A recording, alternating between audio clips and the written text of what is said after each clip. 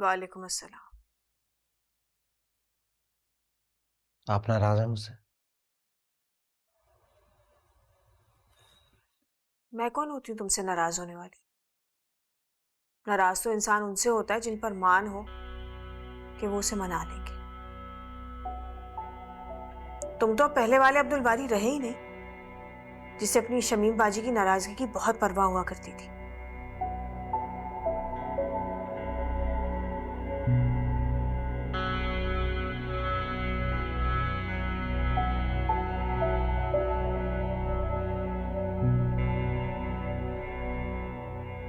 ऐसी बात नहीं है बाजी।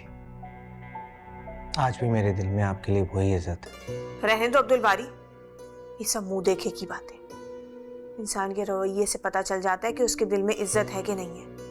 और तुम्हारे दिल में मेरे लिए कोई इज्जत नहीं है।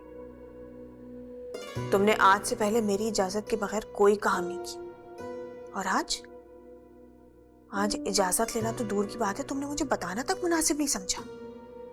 बाजी मुझे कुछ समझ नहीं आ रहा, आप मुझसे नाराज किस बात पर है? किससे पूछकर तुम कशफ को मैके छोड़कर आए? तुमने बताया मुझे? इजाजत ली मुझसे तुमने? क्या बताना चाह रहे हो तुम? कि तुम इस घर के बड़े बन गए हो, सब कुछ तुम्हारी मर्जी से होगा? नसीम और सादिक के सामने भी तुमने यही जताया। बाजी ऐसी बात नहीं है, मैं ऑफिस जा रहा था, रास्ते में कश्यप को ड्रॉप करना था, लेट हो रहा था, इसलिए जल्दी जल्दी में भूल गया बताना आपको। अपने मतलब की तो सारी बातें तुम्हें याद रहती हैं। बीवी के नाज नखरे उठाना भी तुम्हें याद रहता है, बस मुझसे इजाजत लेना भूल गए। एक बात मेरी याद रखना तुम अब्दुल बारी, ये जो कुछ तुम कर रहे हो ना, और ये कशफ को जो तुमने इतना सर पे चढ़ा लिया है, ये सब कुछ तुम्हें बहुत महंगा पड़ेगा। बाजी बीवी के नखरे उठाना कोई गुनाह नहीं है। वो चचा के घर जाना चाहती थी, इसमें प्रॉब्लम ही क्या है? अगर वो वहां जाना चाहती है तो मैं उसे कैसे रोक सकता हूँ? और वैसे भी जो उसकी हालत है। क्या हालत है उसकी?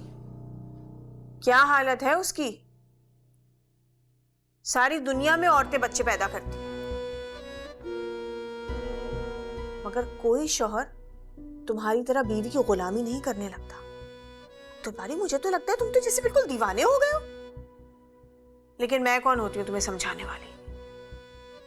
तुम तो अब बड़े हो गए हो, अपना अच्छा बुरा खुद समझते हो। करो जो तुम्हें ठीक लगता है। जिस दिन तुम्हारी बीवी की हरकतों की वजह से तुम्हारी इज्जत का तमाशा बनेगा ना, उस दिन तुम्हें मेरी बातें याद आएंगी।